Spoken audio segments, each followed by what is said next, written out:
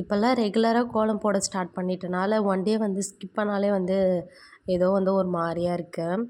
ஒரு ரீல்ஸில் தான் பார்த்துருந்தேன் நல்லா இருந்துச்சு அப்படின்னு சொல்லிட்டு. பட் வந்து ஓகே பெட்டரா வந்துருந்துச்சுன்னு நினைக்கிறேன். உங்களுக்கு யாருக்காச்சும் நல்லா இருக்கு அப்படின்னா மறக்காமல் கமெண்ட்ஸில் சொல்லுங்கள். இப்போல்லாம் மார்னிங் எந்திரிச்சோடனே ஸ்வீட் கிரேவிங்ஸ் வந்து அதிகமாகிட்டுருக்கு. என்னன்னு தெரில.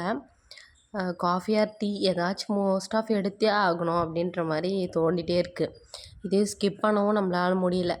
ஏதாச்சும் உங்களுக்கு தெரிஞ்சிச்சுன்னா மறக்காமல் கமெண்ட்ஸில் சொல்லுங்கள்.